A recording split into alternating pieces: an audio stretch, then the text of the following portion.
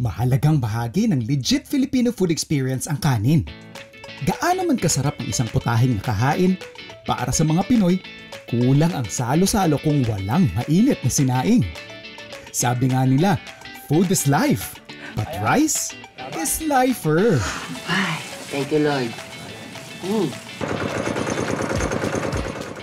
Naguugat ang pagmamahal nating ito sa kanin sa malalim na koneksyon ng mga Pinoy sa pagtatanim ng palay, na malaking bahagi ng kabuhayan ng mga magsasaka sa mga lalawigan. Itunuturing na mahalaga at sagradong elemento rin ang palay sa kultura ng ilang mga kababayan natin, partikular na sa mga probinsya ng Cordilleras kung saan ang pagtatanim at pag-aani nito ay ginagawa bilang isang komunidad at sinasabayan ng mga ritual at panalangin alay sa mga anito o espiritu ng kanilang mga ninuno. Patunay na para sa ating mga Pinoy, ang palay, bigas at kanin ay hindi lamang basta pagkain. Kung iisa-isahin natin ang mga kilalang putahing Pinoy, masabaw man o masarsang mga ulam, hindi kumpleto yan kung walang kasabay na kanin. Sinigang, paksiw, tinola, bulalo, kare-kare, humba, kaldereta, adobo, o kahit gawin mo pang 2-in-1 na ulam gaya nitong kalderobo sa Ibaan, Batangas. Perfect na perfect yung samahan ng kanin sa bawat subo. Low fire. Low heat. Tapos very little liquid. Konting-konti lang. Hindi nyo siya kailangan lunurin sa tubig. Basically, what we're doing here is pinalalabas lang natin yung mantika niya.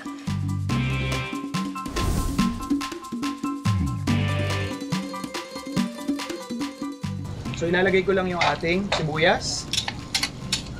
Be very generous with it. Habang nagigisa yung ating sibuyas, i-add ko naman utay-utay yung ating bawang.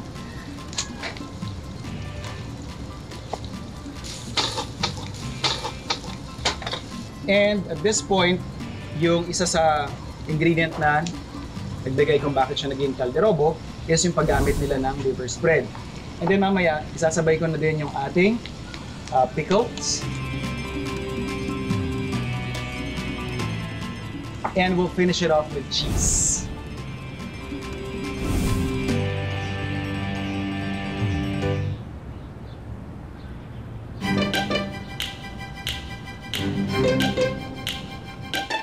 Bukod sa pagpapasarap ng kain natin tuwing may malasang ulam, kanin din ang nasa likod ng mga pagkaing itinuturing nating Pinoy comfort food. Gaya ng lugaw na nagpapagaan ng loob tuwing may sakit ka o kaya may pinagdaraanan. At champurado na nagbibigay init sa katawan sa mga araw na medyo malamig ang panahon. We'll be using yung kanilang black rice and kanilang pink rice. Kagaya ng ibang lugar natin sa Pilipinas, yung kanilang champurado, meron silang ginagamit na gata.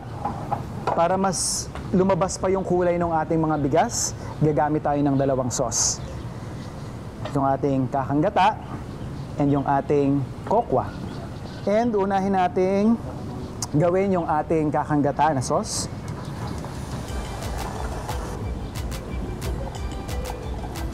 And dahil puti siya, we'll make use of white sugar. And then a very light touch of salt. Palalaputin lang natin to ng konti, tapos isa-set aside natin. And using yung ating pangalawang piga, yun yung gagawin nating pinaka-base ng ating kokwa naman.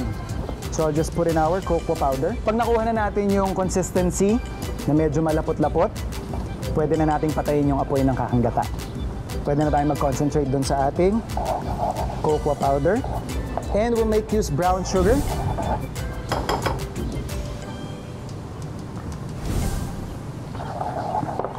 And just like yung ating kakanggata, we'll add salt. But dito mas marami lang ng konti kasi the salt would actually enhance yung bitter flavor and yung natural sweetness na meron doon sa ating kokwa powder. We'll just bring this to a boil. Yan, kumukulo na siya. See? We'll turn this off. and set it aside.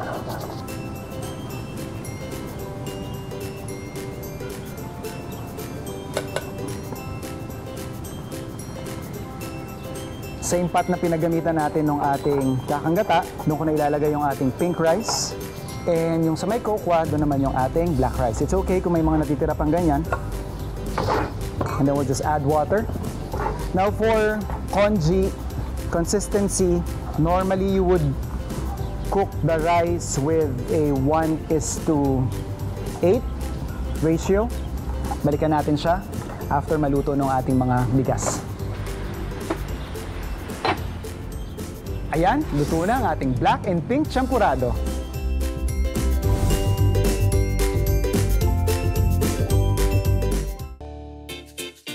Kanin ang staple food nating mga Pinoy. Bukod sa easy access natin sa bigas, ang kanin ay mura, nakakabusog, nakakapagbigay sapat na enerhiya sa katawan. Madali rin itong ipare sa kahit na anong ulam. Kaya naman hindi rin ito nawawala sa bawat Pinoy budget meal. Mapasilog meal man yan o rice topping. Isa sa mga sikat na combo ang rice at tapa. At ginagawa pa lang nilang mas espesyal sa bayan ng Taal sa Batangas. Lagay lang natin sa bowl. Yung parang pinaka maalat na component natin, ating soy sauce. Add lang natin yung ating brown sugar. Pamintang buo. Yung ating acid. Yan, calamansi juice. And yung ating ketchup for color. And then of course, yung sarili nating touch na kape. And yung ating pork slices.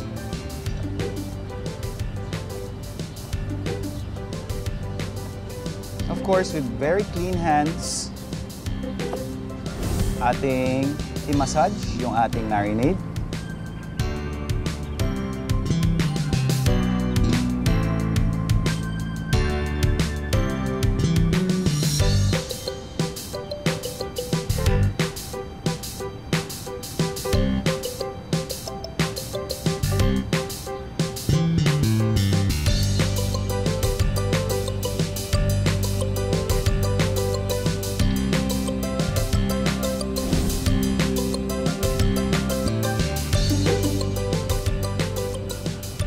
Konting budget ka naman, pwedeng-pwede mo ring i-level up ang putaheng isa-serve mo para sa pamilya o handaan. Gaya nitong turmeric chicken and yellow rice na sinampulan natin sa San Pablo City sa Laguna nung minsan. So meron tayo ditong pakulo ng tubig. Lalagay ko lang yung ating luyang dilaw. Yung ating luya.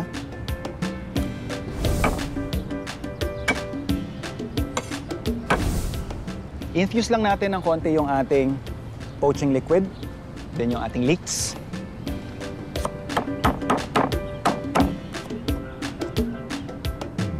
So, eto na yung inaantay nating part. Ayan, sinasabi natin gently simmering, babagsak na natin yung ating chicken. So yan, nakikita nyo medyo aggressive yung bula niya,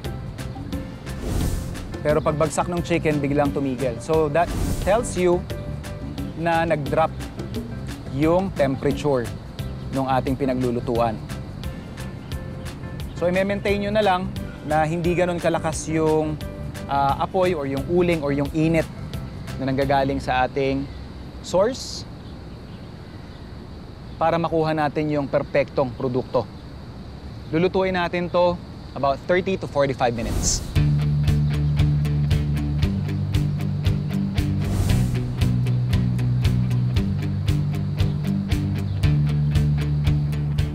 So you have the option na pagkatanggal nyo sa ating poaching liquid, banlian nyo siya ng malamig na tubig para matigil yung cooking process.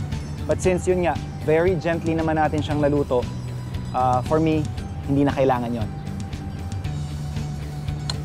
And gaya nga ng sabi ko, hindi natin sasayangin yung stock, yung pinaglutuan, kasi that's the same liquid na gagamitin natin para isaing yung ating bigas.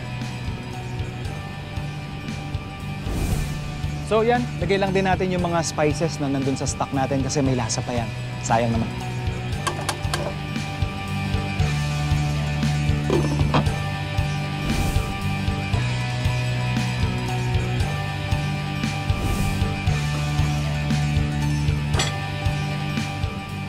Tapos, meron tayo ditong chili garlic, tsaka yung ating leeks and ginger.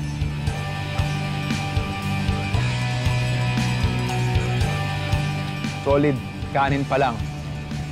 Panalo. Sa sobrang pagmamahal nating mga Pinoy sa kanin, nakahanap rin tayo ng mga paraan kung paano mas mapahaba pa ang buhay nito at hindi masayang ang sinaing. Sa pagbisita natin sa ilang mga bayan sa Pampanga at Tarlac, mas nakilala natin ang pamamaraan nila sa paggawa ng burong kanin.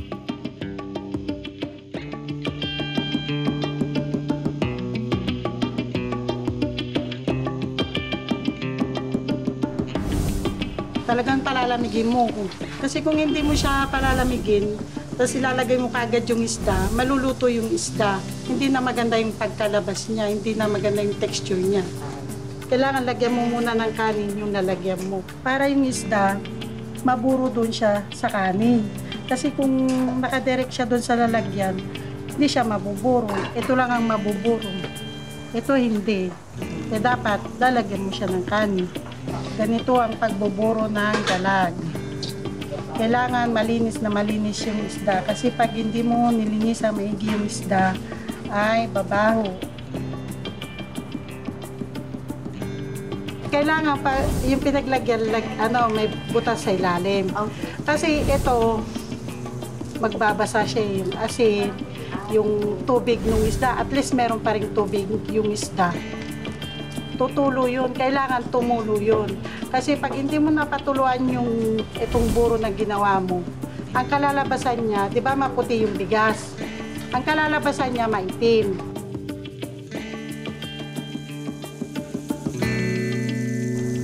Habang sa hometown ko naman sa Mountain Province at iba pang mga karatig na probinsya sa Cordillera, pine-preserve ang kanin sa pamamagitan ng paggawa ng isang inumin, ang tapoy.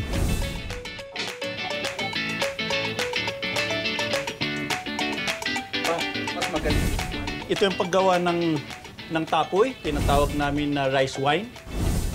Ito yung bubod. Ako nala. Ito yung ng first element na mag-ferment itong rice. Hindi magkakaiba kasi yung timpla ng tapoy. Pero yung sa'yo kasi yung madalas ko natitikman. Tapos ano kaya? Paano ba yung timpla mo? Kung dadamihan mo nito, itong bubod, mas matigas ang lasa. Pero mas matapang. Importante bubod. Ito na ang pinaka-component niyan. So kala yeast. Kasi ito yung mga gatong nato eh. Diba ganito ko nabibili ito sa kahit Baguio meron nito eh. Pero dito sa atin ginagawa sa Kadaklan? Sa Kadaklan. Yun yung lagi ko kasing namimintisan ngayon, no? Pag nagaramid ako sa balay, ano ba yung measurement ng dami ng bubod sa dikot or malagkit? Tano dikot gamin, mas masabaw ngay. Agastoy. Juice. Whereas no ordinary na kanin, basta lang kalang. Sakto lang. Kasi lang mabasa lang yan. Siguro dun sa starch na diya eh. Now, pero pag ganito po karami, ano yung measurement? Kunyari sa kalahati. Kalahati na ito. Pag gagawa ako sa bahay, ano yung measurement? Ilang takal ng bigas ito? Mga 5 chupas. 5 chupas yung gatas ngayon, yung condense. Yung lata ng condense. Yun ang chupas. Yun yung isang gatang. Oo, yun. Tapos, yun na, pag niluto mo, ganito na karami na yun. Yung luto po nito, saing lang o may ibang... Wala, saing lang. Parang nagsasaing ka ng kanin. Okay. Pero mas maganda kung malagkit. Mas maganda. Mas preferably. Okay. 1/4 no 1/2? 1/2. 1/2 of this. 5 chupas kat 1/2 ng bubod. Oo. Di kasata i-break tamo dito tapno ko ngay. Tapno dudurugin lang. Dudurugin natin. Okay. Tapno ma-spread dita nga nasaya. Now, mabalintang kastaya ti ima. Ima. Uy, mabalin mo tano mabibi. Makrumble mga advice. Kailangan po ba yan mainit o mas maganda pag malamig? Malamig na. Kasi pag mainit nasisira daw yung yeast. Matay yung yeast ng paiso. Kasi kano. Habang pinipino mong ganon, para simutin na mong spread evenly. Asinam, kasla asinam ngayon. Okay. Kasla asinan. Asin ng kasal. Masapo nga even ti kasata. Kaya ba?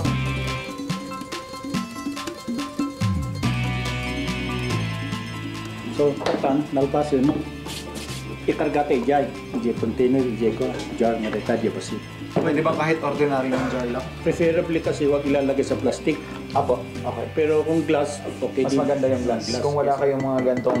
Pwede rin. Oh, sa glass ko pag sinusubukan ko, glass ko nilalagay.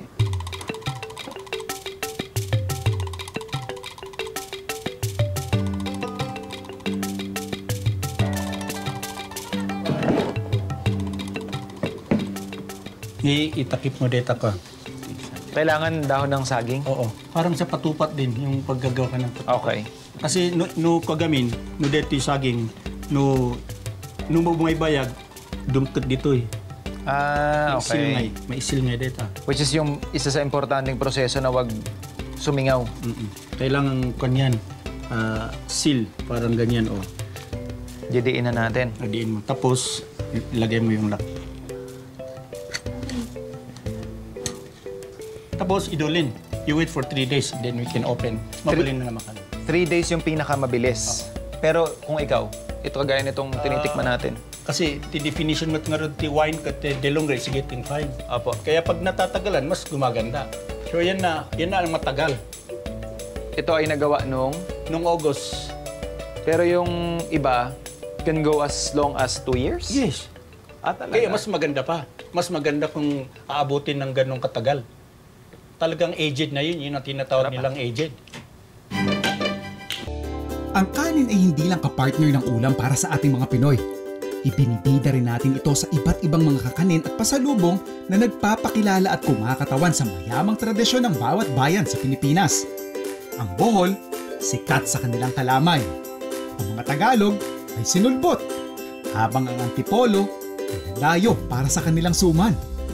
At kung karamihan sanay na kinakain ang suman sa pagsausaw sa asukal o kaya ay latik, sa ibang bahagi ng bansa, piniprito muna ito. Gaya ng ibinahagi ko sa inyo nung bumisita tayo sa Batangas. Para sa ating savory suman dish na ito, gagamit ako ng karne mula sa hinimay na tapang taal, longganisa sa bawang, at itlog na maalat. So we have here rice paper. How you use this? Soak it quickly sa tubig. Ayan. Dunk nyo lang. Shake nyo lang yung excess. Ito yung suman nilang may gata. Lalagyan lang natin ng ating tapang taal. And syempre, itlog na maalat.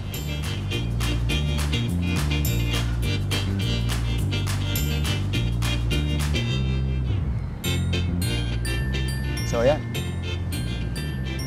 1-0. And kung kanina, tapang taal, siyempre, hindi natin pwede makalimutan, longganisang taal.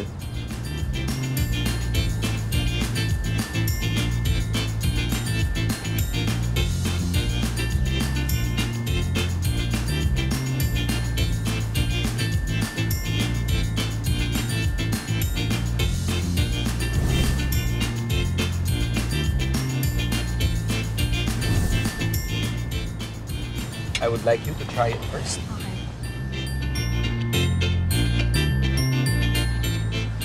Cheers.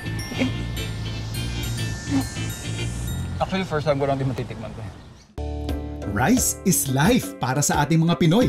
At kitang-kita rin yan sa pagyakap natin sa mga banyagang putahe na ginagamitan ng kanin.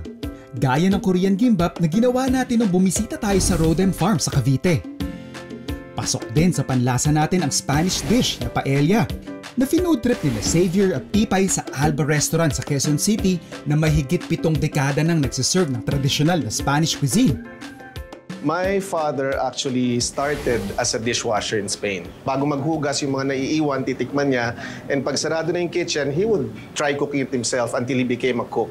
After a couple of years that he trained the cooks and chefs ng Casino Español of Spanish Cuisine, he established his own small eatery.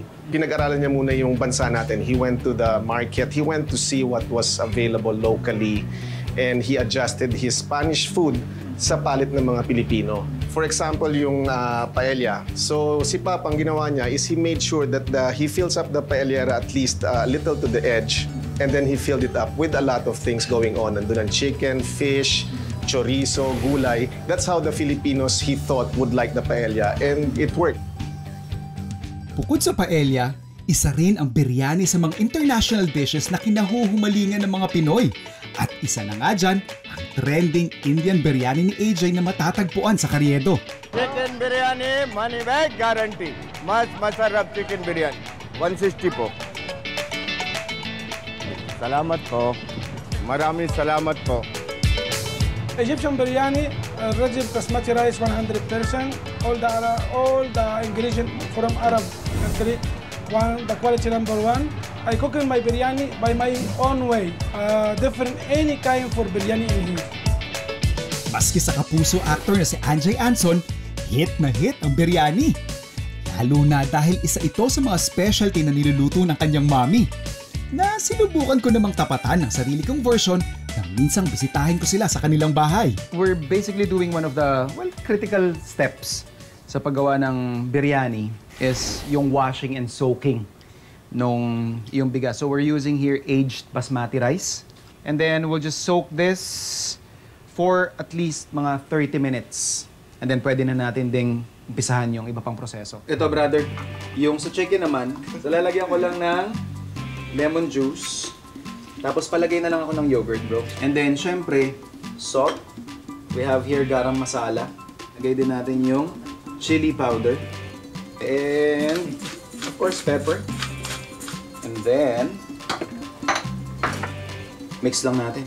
Ito? Bigyan mo ng magandang massage yun, brother. Yan.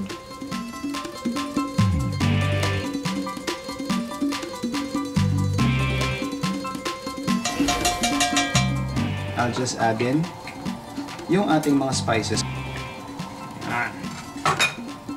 lalagay lang natin yung isa pa. Para lang mas fragrant yung oil natin.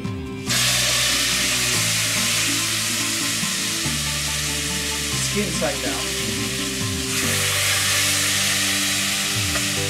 And then we'll just add in yung ating onions. And then, yung ating ginger paste.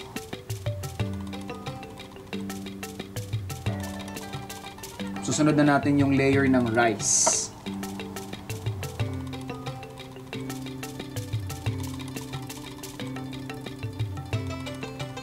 And then yung ating chopped cilantro tsaka mint. Then after yan, lagyan lang natin siya ng a generous amount of crispy onions.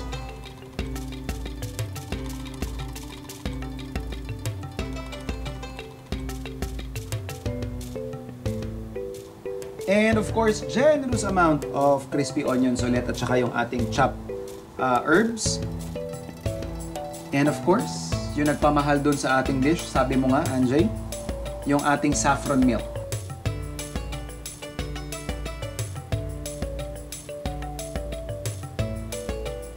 So, lagyan na natin ng tubig. So, we'll cook this on high heat for siguro more or less mga first 15 minutes.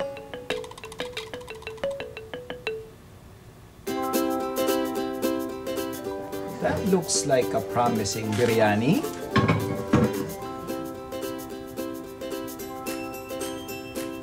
Bango. So at least aroma pasado sa akin.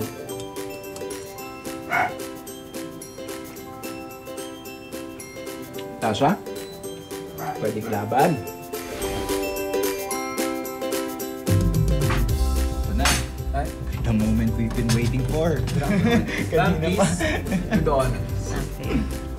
Kayo po ang pinakamasarap na chicken biryani na tikman ko. So, sana po pumasa sa inyo. Smells good, ha? Yung mga spices kasi, yun naman talaga sa Indian, yung aroma niya talaga ang special doon. Tsaka yung flavor niya rin eh. Alam mong authentic siya na biryani. Yeah. For the first timer, this is 8.5 over 10. It's really good. Thank you, thank you. Mahalaga ang kanin para sa ating mga Pinoy. Higit sa pagpapasarap nito ng bawat food experience, ang mas malalim na pagmamahal natin sa kanin ay patunay ng magagandang karakter natin bilang mga Pilipino.